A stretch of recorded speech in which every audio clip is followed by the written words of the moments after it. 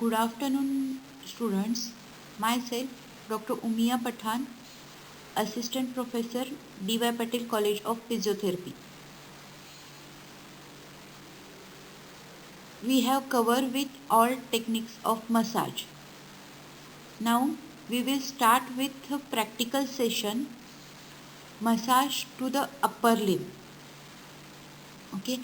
At the end of the session, meaning after 2 lectures, I'll show you the videos.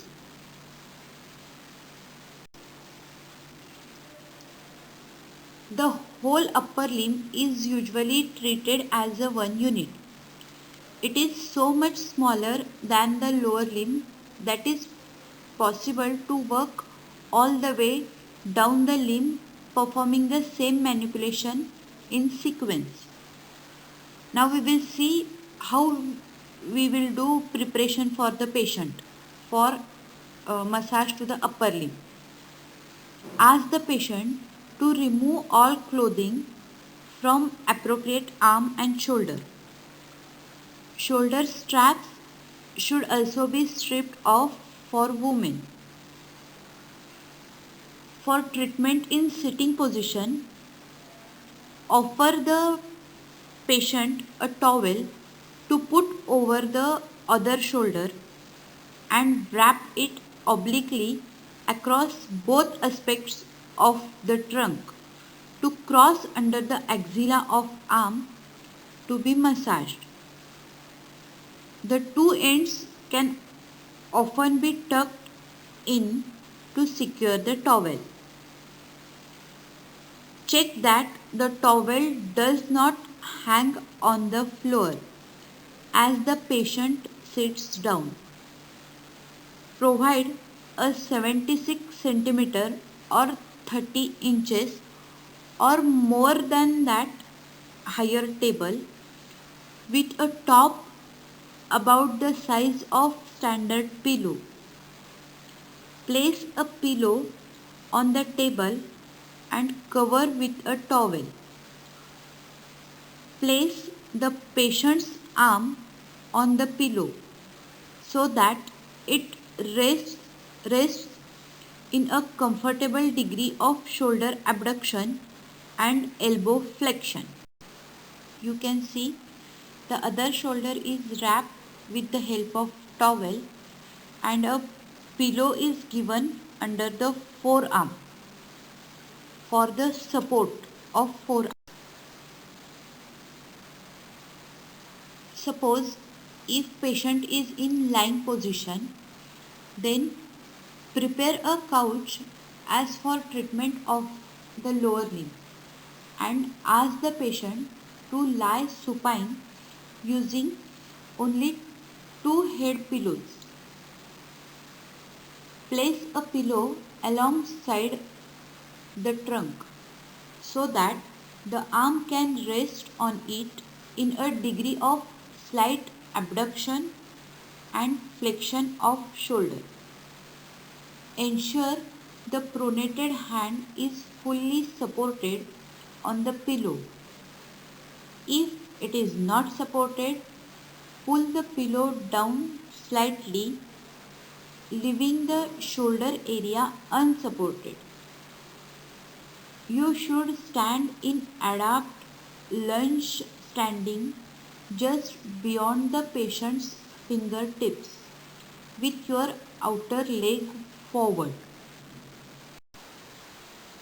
If we want to elevate the arm, then how we will prepare the patient? First, position the patient in supine line as for an arm treatment, but use additional pillows to ensure that each more distal joint is higher than its proximal neighbor joint. That is, elbow is higher than shoulder and wrist is higher than elbow joint. It may be necessary either to lower an adjustable couch or for you to stand in a platform in order to reach. In the absence of either facility, it is possible to work backwards, but do remember to keep looking around at the patient's face. Before starting work, uncover the whole limb in order to examine it. Follow the procedure described earlier and specially check by observation the state of the skin for abrasions and dryness and the posture of the joint which may need extra support. Then palpate by running your hand down the length of each aspect of limb and note temperature, tenderness and muscle tone. Ensure only light pressure over bony prominences. For upper limb massage, first we will start with effleurage. Effleurage to the whole limb. Effleurage to the upper limb is usually performed with one hand at a time while the other hand controls both the stability of the limb and the position of the hand. The grasp on the hand should be with your own palm cupped so you obtain a correct with only your own palmar margins so that a sticky grasp does not arise. For giving effleurage to extensor aspect, grasp the pronated hand as shown in figure first with your hand nearest to the patient. The working hand, meaning the hand which is farthest from the patient, is inserted under the little finger and proceed up the extensor aspect of forearm to the axilla as shown in second figure. The second stroke starts on the back of the fingers and goes up the back of the forearm and the posterior surface of the arm to the axilla. Turn the forearm to mid pronation and start the third stroke on the thumb. Continue up to the radial border of the forearm and lateral surface of the arm to the axilla. Effleurage perform on flexor aspect. As your working hand returns, grasp the patient's hand and maintain the mid pronation. Your former grasping hand works from the thumb as shown in figure. The therapist is working from the thumb up to the axilla as effleurage is performed from distal to proximal. Your former grasping hand works from the thumb over the flexor aspect of the forearm and the flexor surface of the arm to the axilla.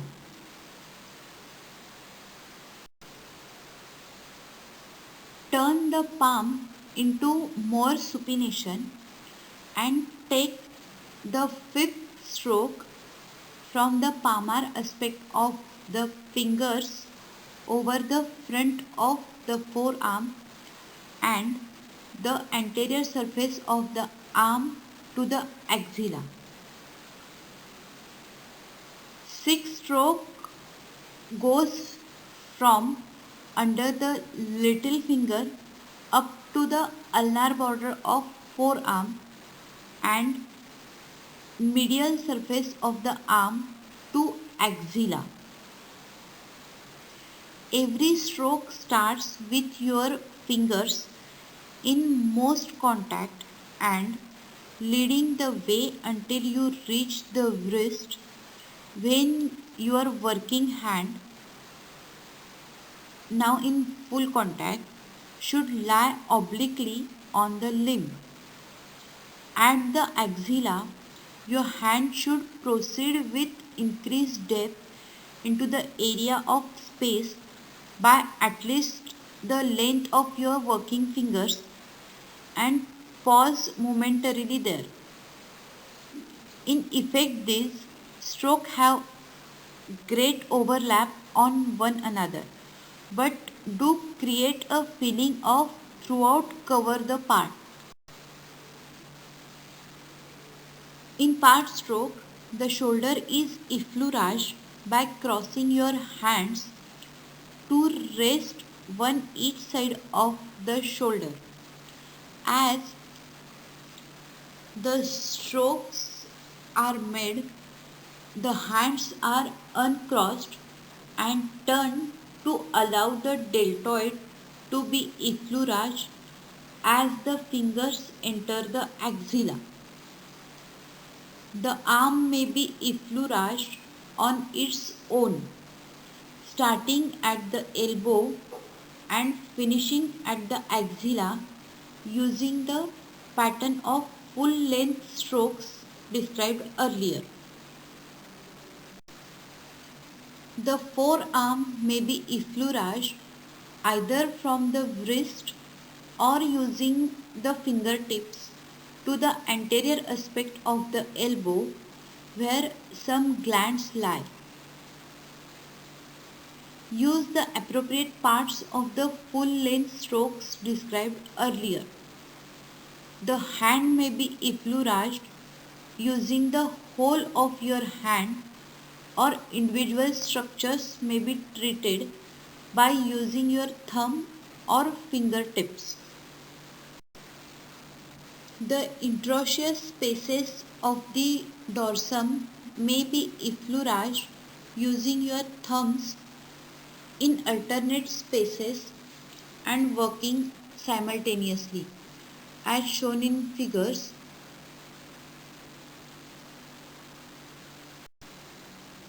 The palm may be effleuraged using your thumbs or one or more fingers.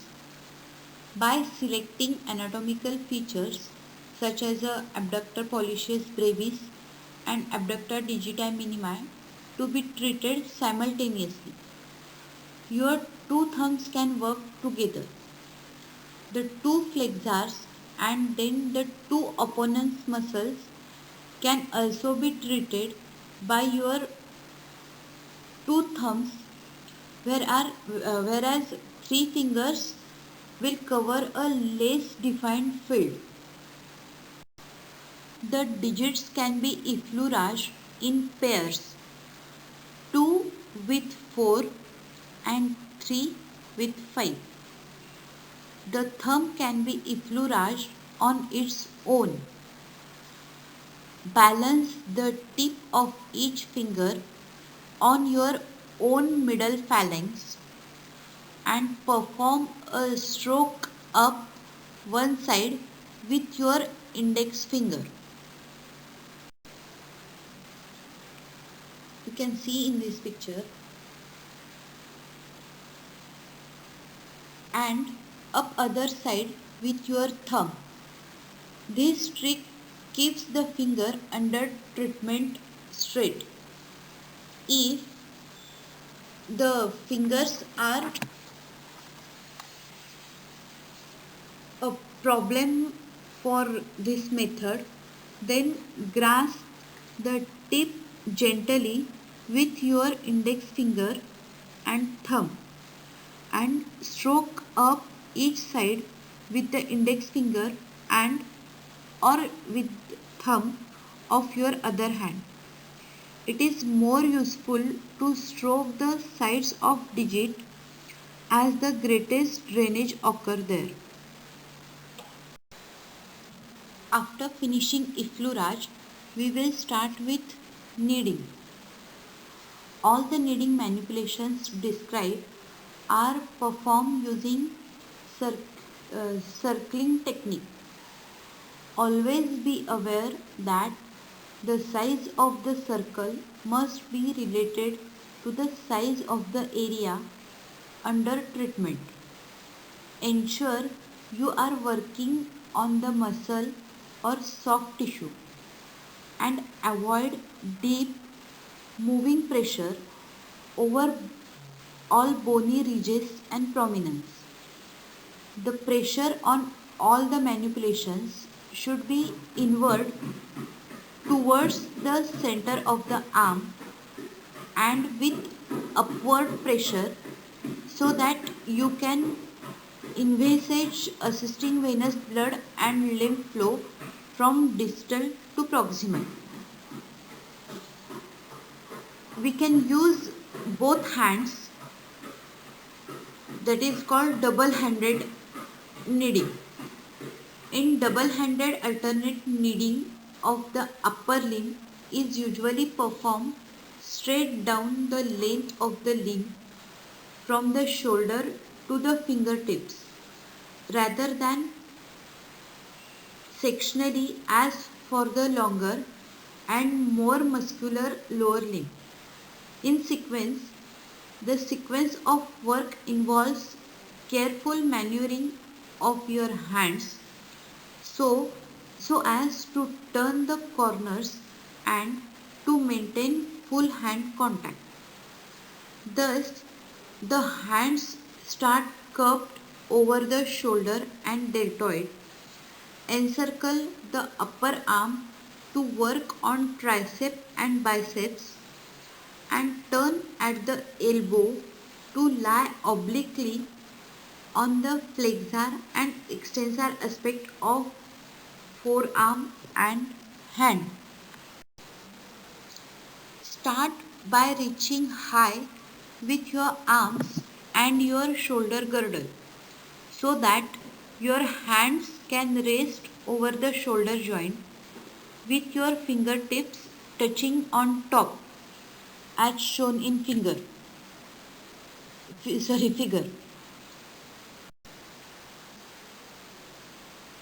Your elbows should be bent. Knead with alternate hand circles and inward pressure, slowly pivoting on your fingertips so that the heels of your hand move to the rest over the midline of the deltoid. About 6 to 8 circles you can give with each hand. Next, work down on the deltoid in very small stages, keeping your hands parallel and your thumbs touching until your fingers can slip into the axilla. Your hand should now rest with the midline of each hand on the vertical midline of the bodies of tricep and bicep. Your fingers may overlap over the medial border of the humerus. You can see in this picture the therapist is giving kneading over bicep and tricep. Okay, and while giving kneading, his both fingers are overlap with each other. The kneading should be now be less of compressive manipulation and have an element of squeeze with each hand, but as you must keep your thumbs lying vertically and close together on each side of the lateral border of humerus, the squeeze is affected by the thumb and thenar eminence on one side on one side and the palm and fingers on the other side of each muscle. Now proceed down the upper arm, maneuvering your hands gradually in the lower third so that the hand on the tricep comes more to the front of the elbow and that on the biceps lies more to the back of the elbow. You can see in this picture.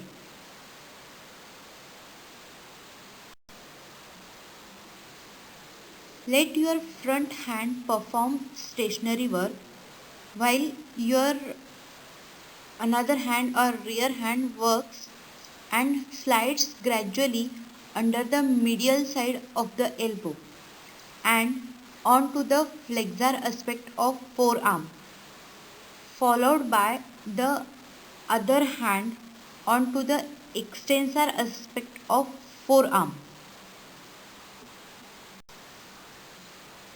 Kneading on the forearm is done by letting your inner hand on the flexors lie across the limb and outer hand on the extensors. The latter should be lie obliquely but with more vertical alignment. You can show in this figure. Therapist is doing kneading for forearm. You just make sure that he has lifted his forearm to facilitate manipulation and practitioner's hand both in contact yet it is in different positions.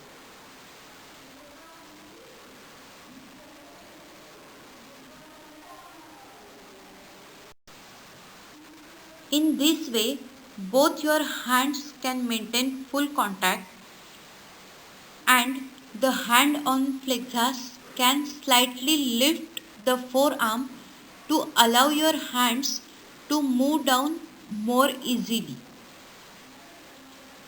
Your hands will catch up with each other to work at the same level on the palm. You can see in next slide. You can see in this picture, therapist is doing kneading to the hand. Okay, so continuing until the fingers lie in the middle of your palm. Any part of this sequence may be used to treat any specific muscles.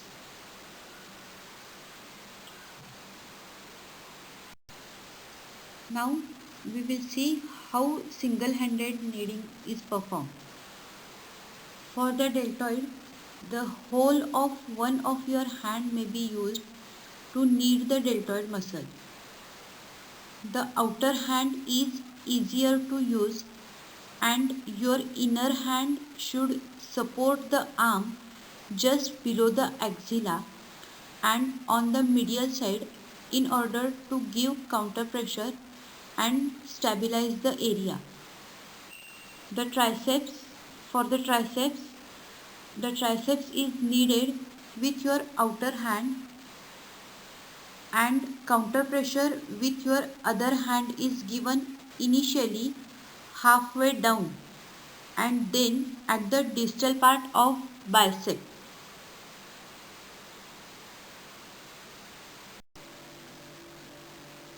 The bicep is kneaded with your inner hand with counter pressure with your other hand over the midpoint and then the distal part of the triceps. The fingers can be kneaded in two ways. Turn the hand into pronation and either hold the patient's hand in one of your hands and use the thumb pad and pad of the index finger of the other hand, one on the front and one on the back of the finger near the cleft to knead both aspects at once. Or you can knead first one aspect and then the other. You can see in the figure therapist is kneading one digital aspect at one time. Or hold the proximal phalanx of two alternate fingers cupped on the middle phalanx of your index finger. So here we finished with massage for upper limb. In that we have covered only effleurage and kneading. Remaining we will see in next lecture. Thank you.